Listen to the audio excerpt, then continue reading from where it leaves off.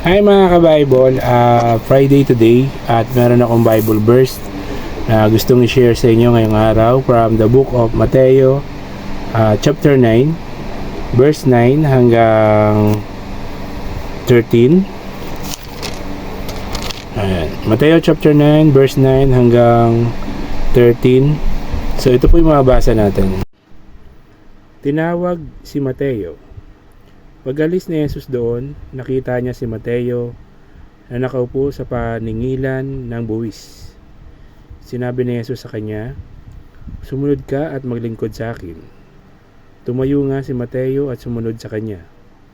Nang si Jesus at ang kanyang mga alagad ay nasa bahay ni Mateo, dumating ang maraming maniningil ng buwis at mga makasalanan. Sila'y magkakasalong kumain. Nang makita ito ng mga Pariseo, tinanong nila ang kanyang mga alagad, "Bakit sumasalo ang inyong guro sa mga maniningil ng buwis at sa mga makasalanan?" Narinig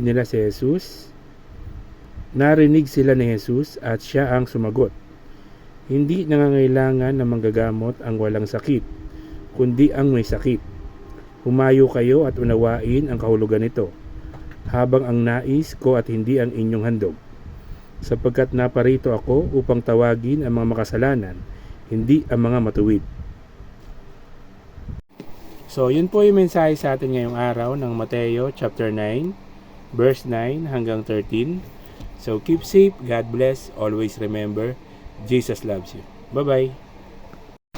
Hi mga ka-Bible, Friday today at meron akong Bible verse na gustong i-share sa inyo ngayong araw from the book of Unang Korinto chapter 15 verse 57 hanggang 58. So ito po yung mababasa natin.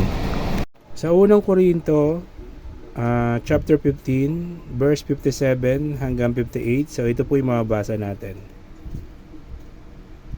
Magpasalamat tayo sa Diyos sapagkat tayo'y binigyan niya ng tagumpay sa pamamagitan ng ating Panginoong Hesukristo. Kaya nga mga minamahal kong kapatid, magpakatatag kayo at huwag matinag. Maging masipag kayo sa paglilingkod sa Panginoon, dahil alam ninyong hindi masasayang ang inyong paghihirap para sa Kanya.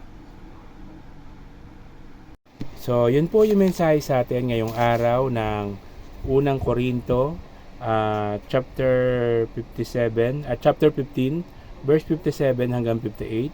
So keep safe, God bless, always remember, Jesus loves you. Bye-bye.